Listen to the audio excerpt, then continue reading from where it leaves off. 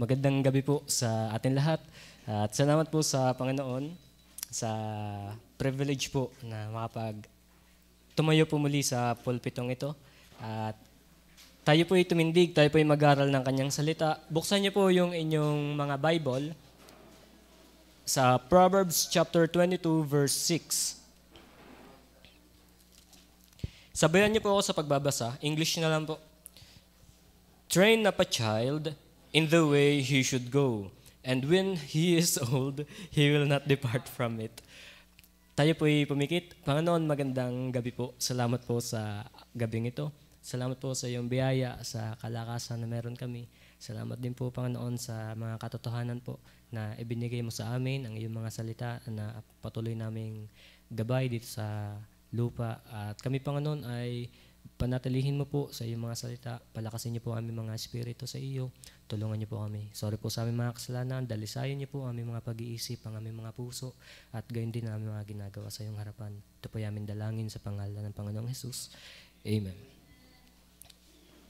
Buksan po natin ng ating mga Bible sa Genesis chapter 6 verse 5. Sundan niyo na lang po ako. Babasahin ko po yung mga text. Pwede po kayo magsulat kung gusto niyo po. Genesis chapter 6 verse 5. And God saw that the wickedness of man was great in the earth, and that every imagination of the thoughts of his heart was only evil continually. Since the downfall of man, the faculties of man ay affected na ito ng sin. Yung ating intellect, yung ating emotion and volition, itong lahat ay nakita ng Diyos na ito ay inclined na sa sin. Kaya nga, that every imagination of the thoughts of his heart was only evil continually. Ito ay nagpapakita how depraved we are. And Genesis chapter 19 verse 1 to 11, ito naman po ay tumutukoy sa homosexuality. And there came two angels to Sodom at even. Ito po yung gabi. And Lot sat in the gate of Sodom, and Lot, seeing them, rose up to meet them, and he bowed himself with his face toward the ground. And he said, Behold now, my lords, turn in, I pray you, into your servant's house, and tarry all night, and wash your feet, and ye shall rise up early, and go on your ways. And they said, Nay, but we will abide in the street all night. And he pressed upon them greatly, and they turned in unto him, and enter into his house, and he made them a feast, and did bake unleavened bread, and they did eat. But before they lay down, the men of the city, even the men of Sodom, compassed the house round, both old and young, all the people from every quarter. And they called unto Lot, and said unto him, Where are the men which came in to thee this night? Bring them out unto us, that we may know them. Gusto nilang sipingan itong mga anghel na ito. And Lot went out at the door unto them, and shut the door after him, and said, I pray you, brethren, do not so wickedly. Behold now, I have two daughters, which have not known man. Let me, I pray you, bring them out unto you, and do ye to them as it's good in your eyes. Only unto these men do nothing. For therefore came they under the shadow of my roof. And they said, Stand back. And they said again, This one fellow came into sojourn, and he will needs be a judge. Now we will deal worse with thee than with them. And they pressed sore upon the man, even Lot, and came near to break the door. But the men put forth their hand, and pulled Lot into the house to them, and shut to the door. And they smote the men that were at the door of the house with blindness, both small and great, so that they wearied themselves to find the door. Yung mga bakla dito sa Sodom and Gomorrah, pinipilit nila na, sabi, compass, roundabout. Ibig sabihin, yung bahay dito ng tinutulayan ng mga anghel, pinapaligiran ng mga bading, both young and old. Ang gusto nila, ilabas mo yung mga lalaking yan, aming sisipingan yan. Ayun ang gusto nila. So, ang gusto ko lang ipakita sa inyo, yung sistema ng mundong ito, Genesis chapter 19, verse 1 to 11, the wicked system of this world, yung homosexuality na ngayon naman ay talamak pa din. Philippians chapter 2, verse 15, sundan nyo lang po ako.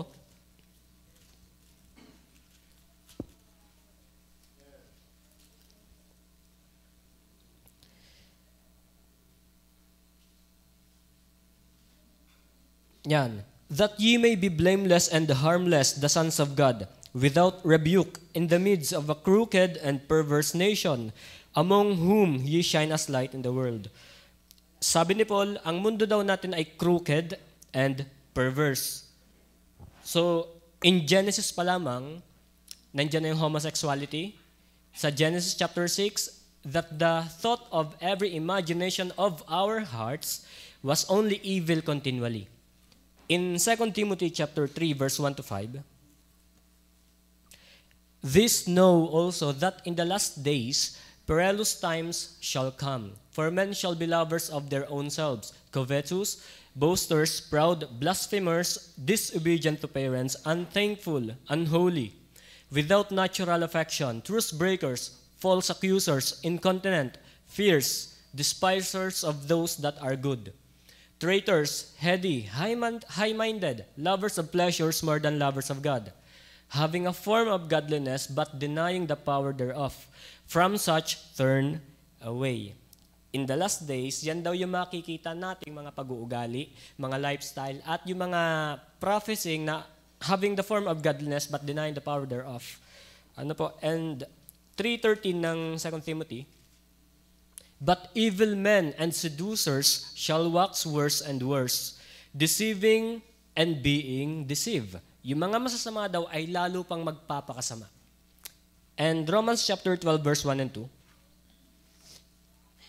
I beseech you, therefore, brethren, by the mercies of God, that ye present your bodies a living sacrifice, holy, acceptable unto God, which is your reasonable service.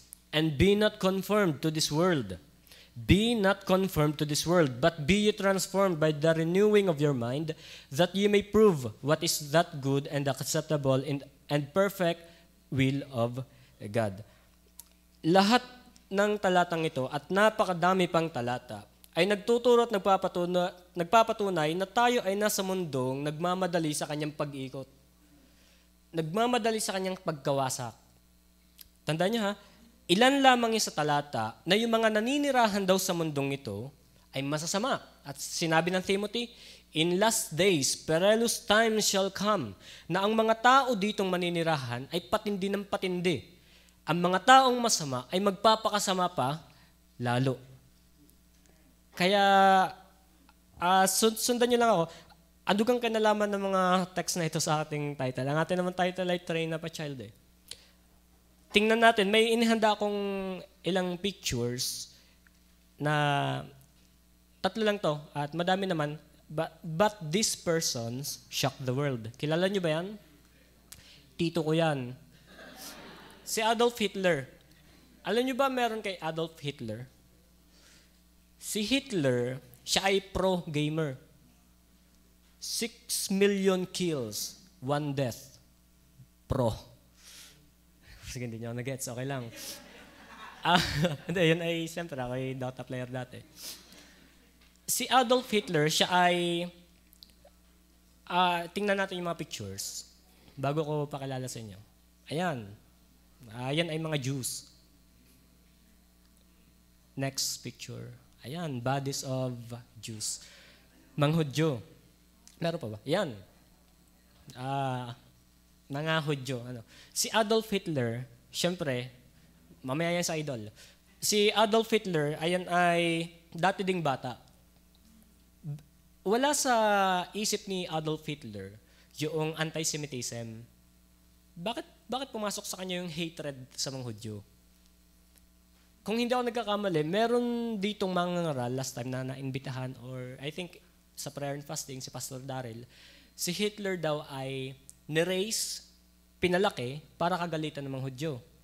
Pero sa aking research, si Hitler, wala sa kanyang kaisipan yung hatred, hindi sa kanya nagsimula yung hatred of the Jews. Na-introduce sa kanya yung anti-Semitism. Pumasok siya sa politics, nakita niya yung mga nakikita niya sa paligid niya. Kasi alam naman natin by the text, ang sabi, crooked and perverse nation. Buhay na ba si Hitler noon? Hindi pa. Genesis pa lamang, wicked, continually evil ang ating laman natin puso. Ngayon si Hitler, base sa kanya man nakikita, kasi siya ay German yan. ang mga nasisisi at ang kanyang mga naririnig dahil to ng mga Hudyo, dahil to ng mga Hudyo, dahil to ng mga Hudyo. Ngayon, habang lumalaki si Hitler, pumasok na siya sa politics, dahil na-introduce sa kanya, na-impluwensyahan siya na sa anti-Semitism, doon nagsimula yung hatred niya sa Hudyo. Kaya nga yung nakita natin picture na mga Hudyong pinatay, ayan ay dahil sa impluwensya na naranasan ni Hitler. Ano po, na-impluwensyahan nito si Hitler. Imagine yan, ay naman ay bata din dati. Pero bakit nung lumaki, 6 million na Hudyo ang kanyang napatay? Kaya matindi ang wickedness of this world. Tunay ang sinasabi ng Bible, crooked and perverse nation. Ngayon, puntahan natin sa idol. Si Pablo Escobar. Nung ako'y bata, ako'y unbeliever pa, hangang-hanga ako dito kay Pablo Escobar. Kilala niyo ba ito? Si Pablo Escobar ay king of cocaine. Cocaine king. Si Pablo Escobar, may rumor pa nga dito alisin mo lang yung aking kaso, babayaran ko ang utang ng bansang ito, ng Colombia. Si Pablo Escobar, siya ay drug lord. Napakayaman niya. Siya ay alias Robin Hood. Nagpapatayo siya ng hospitals, nagpapatayo siya ng mga zoo para ma-enjoy ng mga tao. At yung mga tao naman, syempre, natulong siya. Tuwan-tuwa ang mga tao.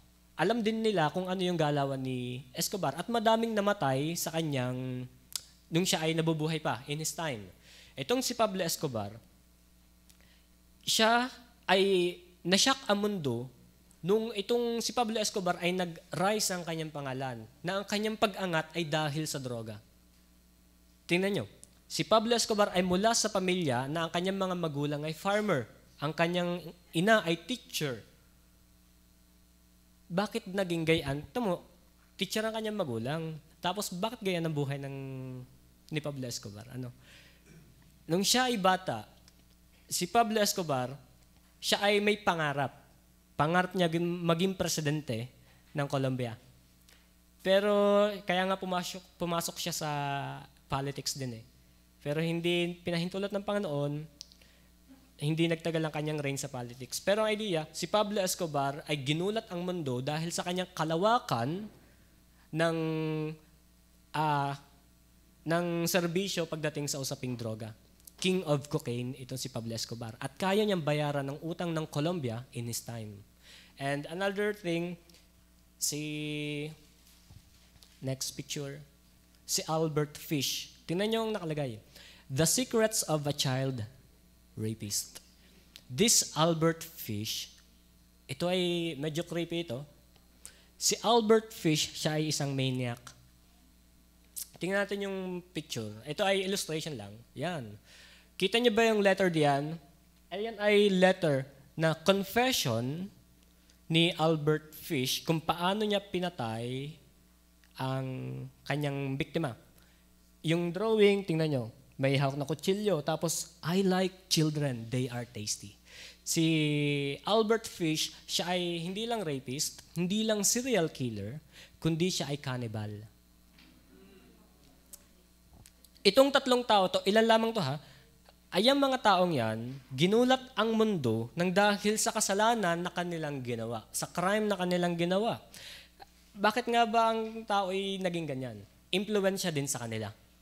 Dahil ng masamang mundong ito, dahil ng masamang puso ng tao, dahil sa mga nakikita at sa mga naririnig niya, ang tao ay nag-uumpisang mag-realize sa kanyang sarili na kailangan kong maging ganito hanggang sa sundin niya ang kanyang desires at gumawa ng mga bagay na ikagugulat ng mundo at magpapakita ng kanyang pagkahalimaw. Tingnan niyo yung letter, basahin ko lang ito mabilis. Ito yung ano lamang, ilan lamang ito sa kanyang mga pinatay, pero maganda na nilalaman dito. Dear Mrs. Budd, in 1894, a friend of mine shipped as a deckhand on the steamer Tacoma, Captain John Davis. They sailed from San Francisco for Hong Kong, China. On arriving there, he and two others went ashore and got drunk. When they returned, the boat was gone. At that time, there was famine in China. Meat of my kind meat, karne. Meat of my kind, tao yon, was from $1 to $3 per pound. So great was the suffering among the very poor that all children under 12 years old sold for food in order to keep others from starving. A boy or girl under 14 was not safe in the street. You could go in any shop and ask for steak, chops, or stew meat. Part of the naked body of a boy or girl would be brought out and just what you wanted cut from it.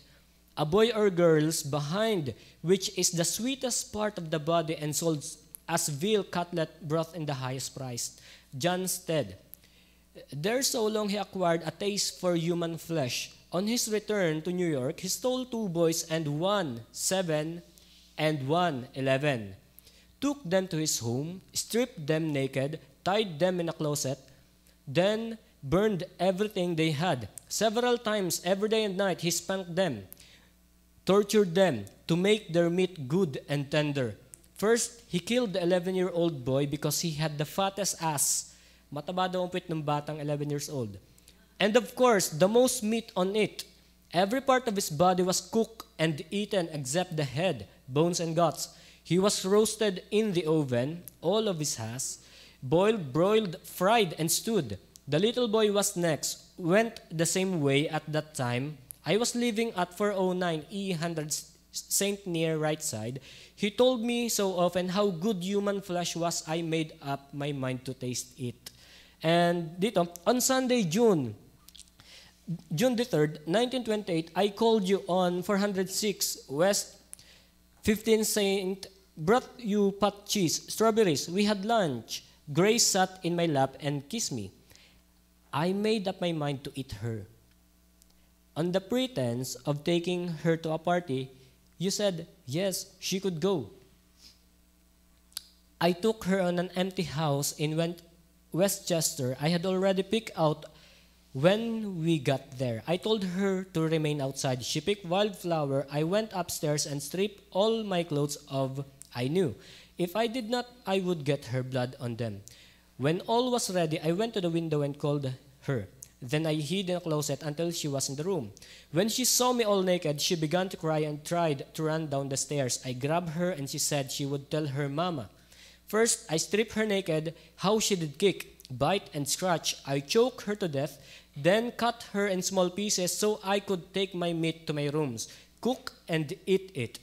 How sweet and tender her little ass was roasted in the oven. It took me 9 days to eat her entire body. I did not, so I could have had, I wish she died a virgin. Siya ay rapist, pero this time si Gracie hindi niya rape. At another testimony din, basahin ko din to.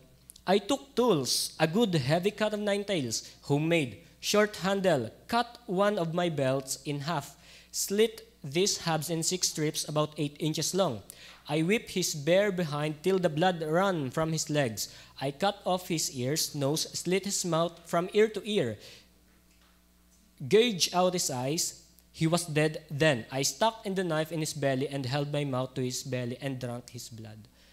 So itong si Albert Fish, ito lamang yung kanyang kinonfess about his crime.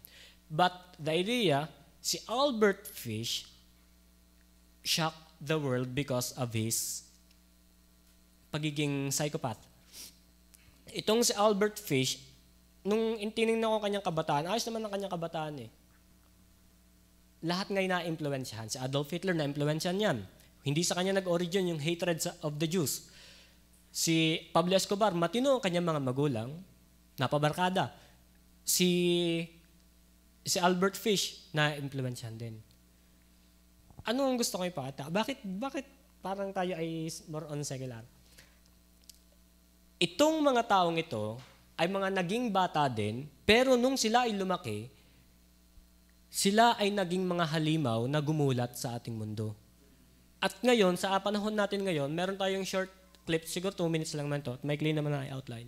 Panoorin natin to at tayo ay maging maingat dito sa ating panoorin. Ulitin ko, hindi ko to pinopromote tong video ito ha. Ito yung naipagpalam ko na kay Pastor. Hindi ko ipopromote tong video ito. Ang gusto ko lamang ay maging aware kayo, lalo na tayo ay mga parents at tayo mga aspiring parents, soon to be. kung magiging magulang man, maging maingat tayo sa ating mga i-infuse sa mga bata. Siguro 3 minutes lang po yan. Panoorin nga natin.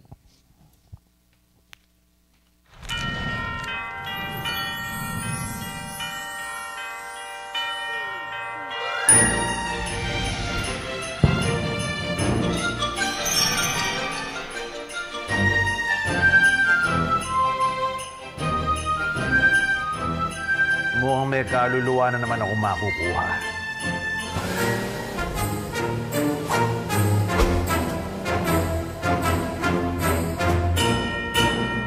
Ho, ho, ho! Hindi ko po gusto ng gift. Ang gusto ko po, family. Tamang-tama, naghahanap ako ng pamilya. I will teach her my ways.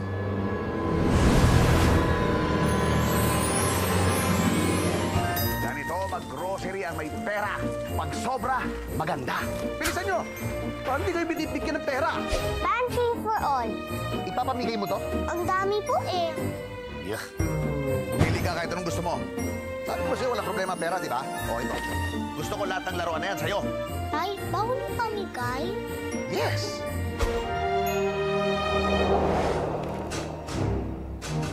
Do you desire something, Chichi? Parang gusto ko po ng Tell me. pet. Pet lang.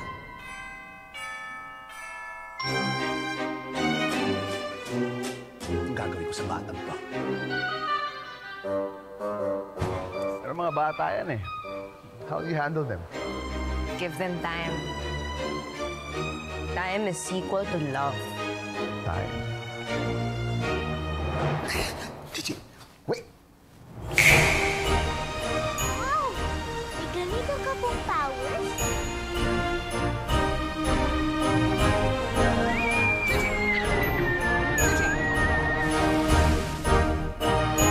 Pagod na po ako. So happy ka na? May sasabihin po ako sa'yo. O, anong sabihin mo? Mwah! Masaya ako po na nakasama po kita.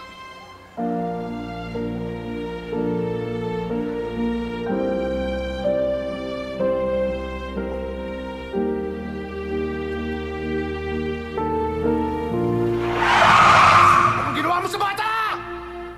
Chichi. Chichi!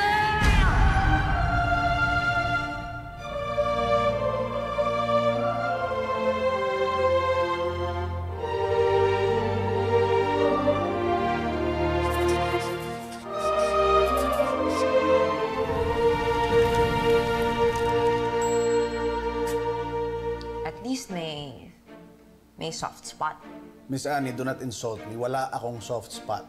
Hindi pwede may soft spot si Satan. Satan. Ikaw, Satan. It's true. I am Satan. Eddie, wow. Sira. Yun, September 18 daw. Ang tingnan nyo ang kung gaano kasama mundo, ano? Yung absolute wicked, yung pinapakilala ng Biblia na wicked one, pagdating sa mundong ito, kino-convert yung ating kino-condition yung isip natin na si Satan can be good. At alam niyo ba, may nabasa akong comment, Mami, good pala si Satan. Malinaw sa Biblia kung gaano kasama itong anghel na ito. Malinaw sa Bible na itong isang araw, si Satan ay papahamak, pero dahil nga sa masamang mundong ito, masamang sistema ng mundong ito, binabaligtad yung katotohanan at maging maingat kayo. If we're not going to train up a child in a way he should go, ano nga asahan natin? Sino magte-train sa mga bata natin? Kung hindi nyo ite-train ngayon pa man din, hindi tayo nagmamadali. But mind you, hindi natin hawak ang buhay ng bawat isa. Pwedeng isang araw, sa 3 tao natin pinag-aralan, isa sa mga anak mo ang maging halimaw ng mundong ito. Pwedeng isang araw na siya yung gugulat nang dahil sa kasamaan ng kanyang ginawa. If we're not going to train up a child in a way that he should go, sino magte-train yan? Si Satanas, of course. Ano nga, sana hindi mo tinrain? parang i-deliver mo siya kay Satan para matrain yung bata mo. Kaya nga, itong text natin, Proverbs 22, chapter 22, verse 6, as in, ito lang yung ating pag-aaralan eh. Yan, i-divide lang natin yan. Ito ay payo sa atin ng Biblia para yung ating bata ay hindi maagaw sa atin, para yung ating bata ay malid natin sa tamang landasin. Kaya nga, anong gusto ko ipakita? Bakit ko pinakita yung mga ganong picture at yung mga ganong trailer? Para makita natin at ma-feel yung urgency. Yung urgency to train. Kasi tayo ay puro tayo busy. Busy tayo mga tao eh. Masyado nating nag-aabala tayo sa mundo, nakakalimutan natin na may nasasaklawan tayo, na may nasa ilalim natin. Yung mga bata, ulitin ko, hindi tayo nagmamadali, pero hindi natin alam kung hanggang kailan sila mabubuhay. Appointed sa tao ang mamatay na minsan at saklaw dyan yung mga bata, kaya wag niyong mamaliitin ang children's ministry. Kung kayo ay may mga bata, wag sana maging dahilan yan, bakit hindi niyo yan isasama sa simbahan? Kung hindi niyo may isasama yan sa simbahan, parang pinapatrain niyo na yan kay Satanas. Sa simbahan dito, tinuturuan ng godly. Sa bahay dapat tinuturuan niyo rin ng godly. May 3 institution at itong dapat ay nagtutulungan. Kung problema ng magulang, dalhin mo sa simbahan, tutulungan. Kung problema ng 2 institute, tutulungan ng government.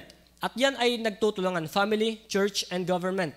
Ibinigay yan ng Diyos para yung ating mga future generation ay maging upright. Sabi nga ni Pastor Joseph yung train na pa-child, tayo ay nagpo-produce dito ng upright generation. If you're not going to train na pa-child in the way he should go, ang kanyang pupuntahan, pag siya ay tumanda, taliwas sa sinasabi ng Biblia, susundan niya yung mga lakad ayon sa prinsipe ng hangin ng pagsuway. Kaya nga, maging maingat tayo bilang mga Kristiyano, maging maingat tayo bilang mga adult. Lalo na at madami tayong hinahawakang bata. Kaya wag niyong mamaliitin ang bata dahil yan ay isang araw, lalaki din. At isang araw, yung mga batang yan, potential leader. Tingnan nyo ito, si Antichrist, saan binubulay Siya naman ay dating bata din, magiging bata din. Hindi ko nga alam kung buhay na siya Pero ang ideya, si Antichrist ay bata din. Kung siya ay bata, syempre alam naman natin nasa Bible na, tinetrain na yan sa kasamaan. Kaya paglaki niya, sobrang sama ng Antichrist na ito. Ngayon, kung hindi nyo itetrain yung bata nyo, ngayon pa lamang, asahan nyo na paglaki niyan, rebelde yan sa inyo mga magulang at sa atin. Kaya kung nahihirapan kayo, pag-pray nyo, magtulungan po tayo sa ganitong bagay. And number 1, concerning child, A, train up. In verse 6, train up. In Deuteronomy chapter 6, verse 7, we have the command from the Bible, teach them diligently. Ito yung preaching ni Kuya Eric last time at na-introduce ni Kuya Eric yung Dear Satan na ating pinanood.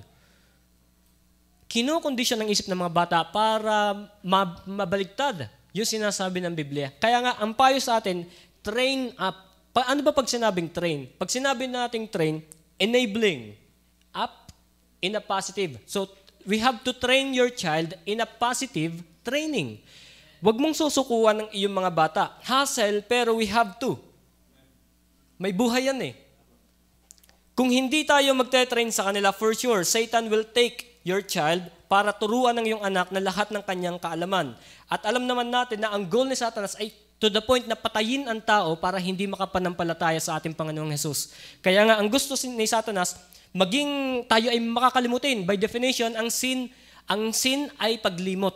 Gusto ng diablo na gamitin yung kasalanan na nasa atin para kalimutan natin yung command na thou shalt teach them diligently unto your children. Ang gusto ng ating kaaway, maneglect natin yung duty natin as a parent and as a Christian para pabayaan ng mga bata na maturuan, ma-infuse ng mga katotohanan na galing sa Biblia.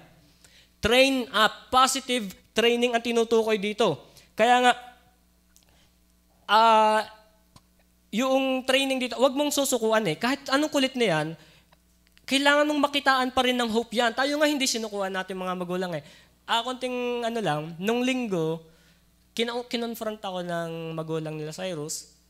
Mabigat sa aking puso kasi siyempre mga bata naman nagawa ko din naman yon yung notebook, lalagyan mo ng dahon, tapos gagawin mong sigarilyo. Si Cyrus, nakita ng magulang na ganyan, nahuli daw ninigarilyo. Tinanong ko yung bata, Kuya Romel, papel lang naman po yun at dahon. Ginawa ko din yon. Kaya naiintindihan ko yung bata na ang bata kasi ay magaling mag-discover. Kung ano yung nakikita niya, gagawin niya. Ngayon, ang idea dito, kahit anong kulit, since we are training them positively, you have to look for your child with hope. Ang sabi ng Psalms 119, verse 49, remember your word unto your servant, upon which thou hast caused me to hope. Kung saan ay pinaasa mo ako. Binigyan tayo ng pag-asa ng Biblia. Ngayon, kailangan nating sikapin nating sarili na matrain natin yung mga bata at tingnan natin na may pag-asa na isang araw itong batang ito ay ililingapin din ng Panginoon. Huwag niyong sukuan. Huwag niyong susukuan ang mga bata. Train them in a positive training.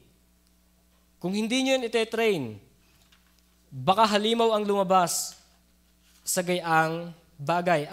And letter B, a child. Paano ba dinescribe ng Bible ang child? In Psalms 127 verse 3, a gift from God ito. Lo, children are an heritage of the Lord, and the fruit of the womb is His reward.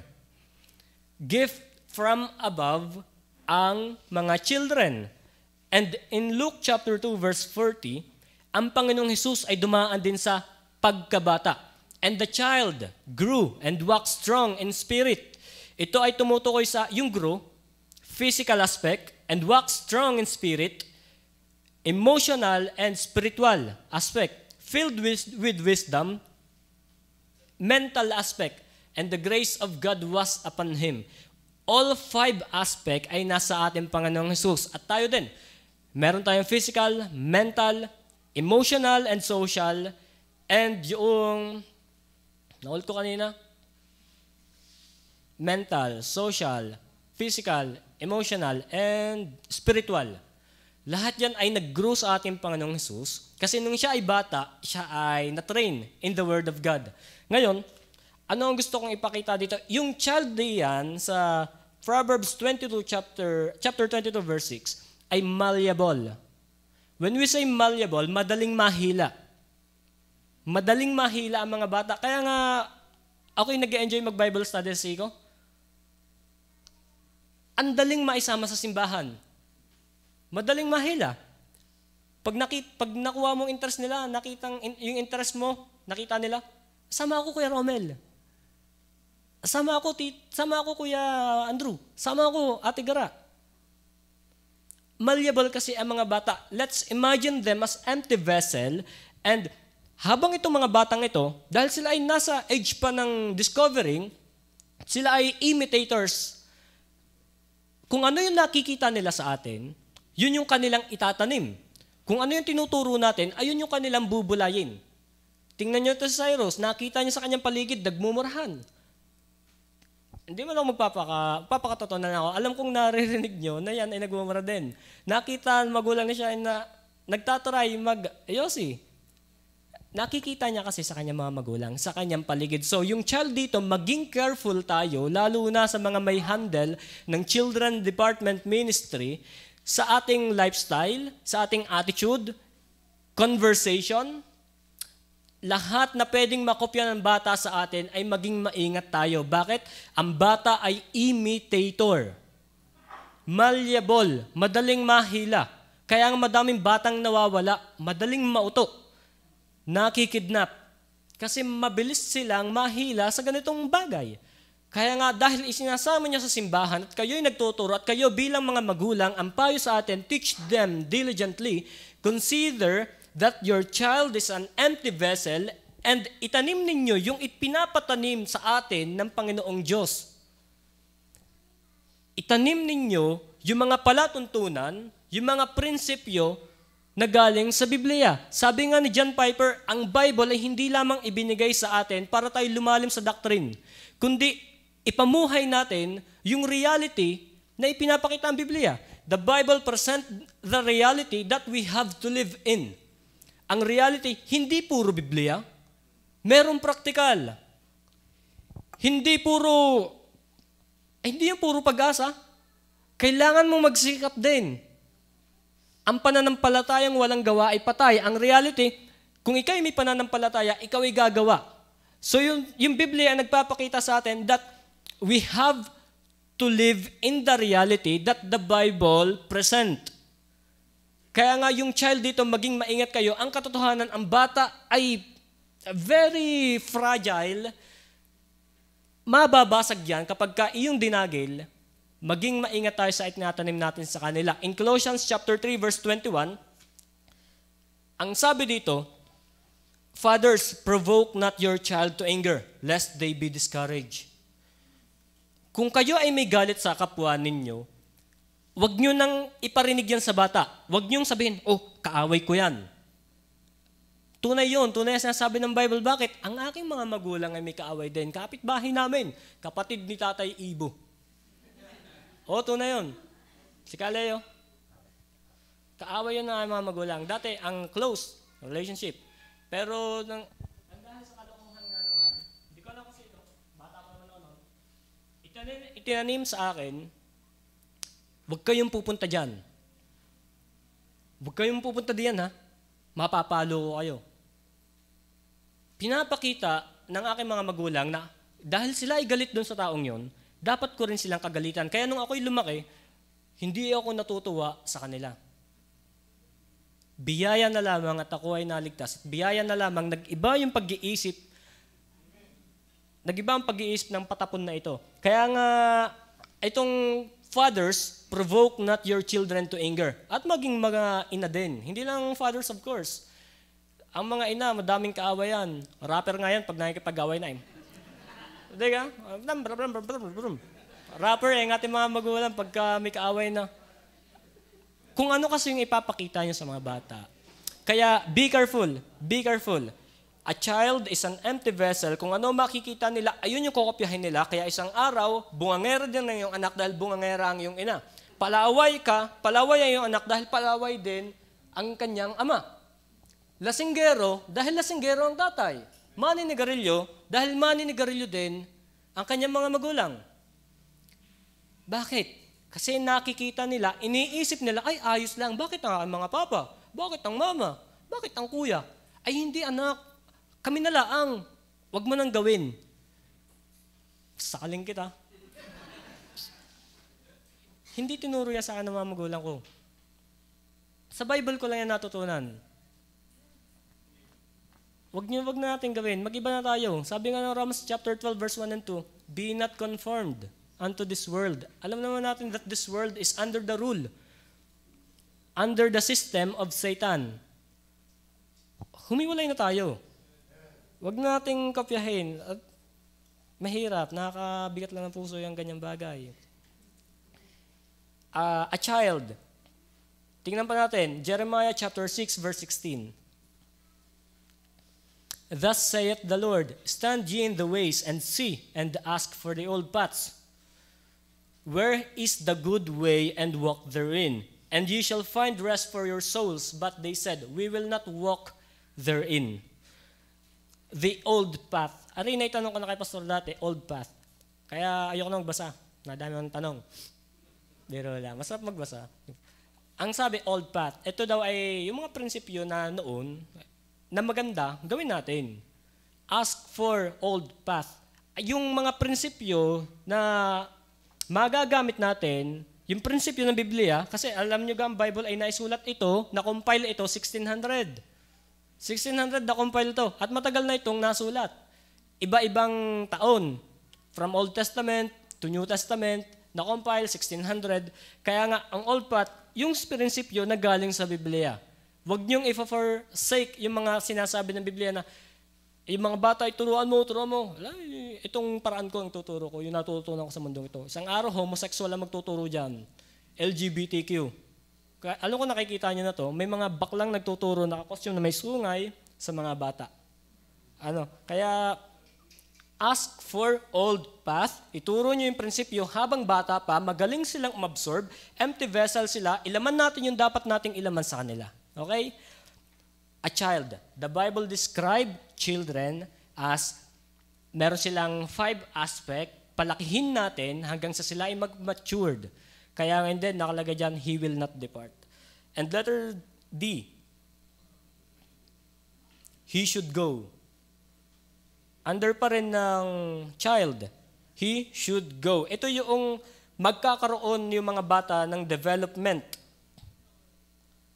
Magkakaroon ng development sa kanilang sarili. And by the way, ang attention span ng mga bata, ito yung challenge sa atin. From 1 to 3 years old, pwede nating turuan yan. From 1 to 3 years old, ang attention span ng mga bata, nakalagay pala, 2.5 to 3 minutes. Ang challenge naman diyan, sa gayang 1 to 3 years old, how are we going to infuse the principles and the learnings from the Bible within that attention span? Ayun yung kailangan natin pag-aralan. Kasi ang mga gayang edad, once na matapos na yung 3 minutes, takbo na agad yan. Takbo na agad yung mga gayaan. From 4 to 6 years old, 5 to 10 minutes. Within that attention span, kailangan nating maituro yung sinasabi ng Biblia. From 6 to 8 years old, primary na ito, 7 to 15 minutes. Yung high school, di ko na sinama kasi sila ay goods na yun. From 6 to 8 years old, 7 to 15 minutes.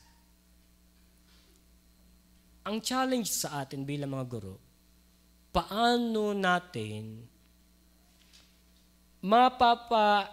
ma-infuse sa kanilang kaisipan, murang kaisipan, yung mga itinuturo ng Biblia ng Panginoong Diyos sa atin. Within that attention span, we have to work for it. Kasi kung hindi natin gagawa ng paraan, si Satanas matalino yan, within that attention span, kaya niyang lamnan ng mga bagay na magiging interesado ang mga bata. Maging matalino rin tayo. Pag-aralan po natin yung ganyang bagay. And letter D, he should go. Ito yung magkakaroon ng mga bata dito ng development sa kanilang sarili. Makikita natin dito yung ang bata ay natututo nang mag-decide sa kanyang sarili. Ito yung tinatawag nating development. He should go. Kung inyong papansin ng Proverbs 22 verse 6, meron siyang colon. Train up a child in a way he should go. Colon. And when he is old, he will not depart from it. Last ng part 1, he should go. I-introduce natin sa mga bata yung mga dapat nilang lakaran bago sila lumaki. I-introduce natin within that attention span yung prinsipyo ng Biblia. In Proverbs chapter 3 verse 5 to 6, trust in the Lord with all thine heart and lean not unto thine own understanding. In all thy ways acknowledge Him and He shall direct thy paths. Turuan natin ng mga bata na sila ay he should go trusting in the Lord. Ang mga bata, magaling silang maniwala. Magaling silang magtiwala. Magaling silang umasa. Kuya Romel, sabi mo, sa sunod na linggo, bibilan mo ako ng ano. Magaling silang umasa. Ngayon, i-grab natin yung opportunity na sila ay hopeful pa, na sila ay magtiwala din sa ating Panginoong Diyos. Trust in the Lord. Hindi lang dapat tayo nagtitiwala. We have to teach yung mga bata na sila ay dapat magtiwala din sa Panginoon. And trust me, sinabi din ng Biblia, ang mga batang nagtitiwala sa Panginoon ay hindi pinababayaan. Subok na yan eh. Bakit tayo lalayo? At yan yung part 1 ng child. Ang sabi, train up, positive training. A child, malleable, gift from God. Empty vessel. Ang attention span, napakaikli. In a way, ituro natin yung right way. He should go. I-introduce natin yung mga dapat lakaran ng bata para sila isang araw ay makapag-decide, sabi ng mga teacher ko po dati, mali yan, dito ako pupunta. Kaya pagdating sa number 2, adult, when he is old, letter A. para pag lumaki itong mga batang ito, alam nila ang kanilang lalakaran. Ano ang gusto kong ipakita? And when he is old, time flies. Mabilis ang panahon. Kaya nga, pinakita natin yung mga pictures, lumilipas ang panahon, na dati yung mga bata din, na ngayon ay nasa history na, that they shock the world. Tapos itong mga trailer natin na panood, isang araw ay mamamind condition ng mga bata that this absolute wicked one ay mabuti pala. Ngayon, pag siya ay tumanda, alam niya yung mga sinasabi ng Biblia. In Hebrews chapter 9 verse 27, appointed unto man once to die. Time flies. We cannot tell. And we are uncertain sa ating death. Certain sa tayong mamatay, pero we are uncertain sa ating time of death. Hindi natin alam kung kailan natin malalaman. Kaya nga, when he is old, ano yun? Aangabangan pa nating tumanda bago nating turuan. Hindi, umpisahan mo na habang bata pa. Kaya nga, train up a child in a way he should go, and when he is old, huwag nating hintayin na siya ay tumanda. Bago tayo mamatay, tiyakin natin sa ating mga sarili na ang ating mga pamangkin, ang ating mga inaakay na bata, ang ating mga anak ay maturuan ng salita ng Panginoong Diyos. In Romans chapter 5 verse 12, sa kasalanan ng isa, nung pumasok ang kasalanan, and that by sin, and so that pass upon all men, for that all have sinned. Dahil lahat ay nagkasala, lahat ay mamamatay. Huwag nating hintayin yung pagkakataon na nasa verge of death na yung batang yan bago natin maturuan ng mga prinsipyo ng Biblia. Paano pa yan lalakad? Tapos tayo nasa verge of death na, sasabihin pa natin, oh, ikaw nang bahala sa akin, bata. Hindi naman ganyan eh. Bago pa dumating yung edad na sila ay magiging independent na, lumilipas ang panahon. Turuan na natin, infuse na natin yung mga karunungan na ating natutunan mula sa salita ng Panginoon. Kaya nga in 1 Peter chapter 1 verse 24, all flesh ay parang damo. And all the glory of man was the flower of grass. The grass withereth, and the flower thereof falleth away. Tingnan nyo ito, madam, papitas po. Wag na, mahal to. Halimbawa, itong dahon. ito, imagine nyo na lang to. Ang sabi ng Biblia, for all flesh is as grass. Tayo daw ay parang damo. Nung siya ay baby pa, maliit. Kung nga naman. Nung siya ay baby pa, syempre cute. Nung siya ay baby pa. Pero tayo baby din. Pero nung tayo ay nag-baby na tana, ang halaman ay nasa flowering stage na niya. Pero pag tayo ay natanda na, tayo ay nayuko na. Sila ay nalalayot na. Ngayon, pag tayo naman ay namatay, ang halaman ay nawi-wither. Anong sunod? Pag tayo ay namatay, tayo ay inililibing sa lupa. Nagiging pataba na lamang sa lupa. Ngayon, ang halaman dito, nung baby pa, pumunta sa bloom, nag-bloom ang bulaklak, ang damo, namulaklak, nalanta, namatay, at naging pataba sa lupa. Ngayon, kung tayo man ay mamamatay, sana may makuha sa atin yung mga next generation na aral sa atin. Kung paano ito, na sila ay magso-serve as nutrients, as fertilizer sa new generation, tayo din sana ay mag-serve as nutrients sa mga becoming upright na henerasyon. Bago tayo dumating sa punto na tayo ay lulukoy na mamamatay, sana na-i-implant na natin sa kanila yung mga dapat nilang matutunan na ating nilakaran din. Sana isang araw makita natin ang mga bata na sila ay lumalakad at nagiging Christ-like. Kung paano tayo nangangarap na maging in the perfect image of Christ. Sana yung mga bata isang araw makita rin natin na lumalakad, papunta, palapit sa imahe ng ating Panginoon. Makopya niya ang Panginoon. Kaya nga, time flies. In James chapter 3:13 to 14, ito yung who is a wise man and endued with knowledge among you. Let him shew out of a good conversation his works with meekness of his wisdom. Sala pala yung akin na text. Ang sabi, for all, ang buhay daw ay parang singaw. 4:14 pala yun, sorry. sabi sa 4:14, whereas you know not what shall be on the morrow, for what is your life? It is even a vapor that appeareth for a little time and then vanisheth away. Very limited at very short ang ating buhay sa lupa. Then don't waste it. Mag-train tayo. Ay din naman sabi ng Bible mag-multiply tayo. Go and make disciple in Great Commission.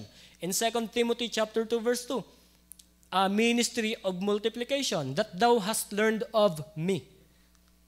Kaya nga bilang adult, bago siya dumating sa edad natin, bago natin makita, bago tayo lumisan sa mundong ito, dahil nalipas ang panahon, we have to introduce the Word of God as a God's Word, and we have to teach them and train them to enable them sa mga tamang lakarin at tamang pamumuhay na dapat nilang gawin. Bakit? In Proverbs 22 verse 6, train up a child in the way he should go, and when he is old. And pagdating sa letter B, dito na, ito yung last na to, he will not depart from it. Since na, nung bata pa, naituro na natin yung mga prinsipyo, na ipakilala na natin ang tama at mali. Nung siya ay hindi natin sinayang ang panahon bago siya tumanda, naituro na natin yung mga dapat nilang gawin. Paglaki naman niya, he will not depart. Alagaan lang natin ang mga bata sa panalangin, alagaan lang natin sa pagtuturo, maging madisiplina lamang tayo sa ating mga ginagawa sa kanila. He will not depart from it. Tingnan mo si Joshua sa Bible. And if it seem evil unto you to serve the Lord, choose you this day whom you will serve, whether the gods which your fathers served that were on the other side of the flood, of the gods of the Amorite in whose land you dwell. But as for me and my house, we will serve the Lord. He will not depart from it. Makikita natin dito, mga bata, na pag sila ay lumaki, it's time for him to make a stand. Magkakaroon sila ng conviction to stand in the biblical knowledge na naituro natin sa kanila. Kaya nga pag lumaki, sabi sa amin nung kami bata, mali yan May nakatatak na sa kanilang puso at sa kanilang kaisipan. Kaya nga pag sila ay lumaki, marunong na silang manindigan sa kung ano yung tama. Ito mo si Joshua, nanindigan siya, but as for me and my house, we will serve the Lord. In Philippians chapter 1 verse 21, for me to live is Christ, and to die is gain. Bakit nasabi yan ni Paul? Kasi may conviction siya. Bata pa lamang si Paul, pinapakilala na ang salita ng Panginoon sa kanya. Siya ay naging persecutor, pero nung nakilala niya si Kristo, for me to live is Christ, and to die is gain. Alam niya kung ano yung tama, kaya siya ay natutong manindigan. He stand for what is right, and he will not depart from the truth. Kaya nga, for me to live is Christ, and to die is gain. And Philippians chapter 4 verse 13, very familiar na to. I can do all things through Christ which strengtheneth me. Magagawa mo yung mga bagay na yan dahil ikaw ay may Kristo. Ngayon, kung hindi mo matrain ng iyong anak, kung hindi mo matrain in a proper training ang iyong bata, nasan si Kristo sa iyo? Ayan sabi ng Biblia, I can do all things. Bakit nga hindi natin magawa? Kung tayo ay may Kristo. Ayan sabi, tingnan, logic lang naman Magagawa ko ang lahat ng bagay through Christ. Sino ka makakagawa ng lahat ng bagay? Yung may Kristo na nagpapalakas sa akin. Ngayon, kung wala kang Kristo, paano mo gagawa yung mga bagay na yan? Since we claim that we are Christian, dapat kaya natin gawin yan.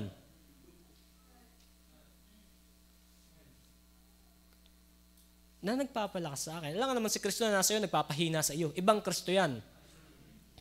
Taga-Siko yata yan.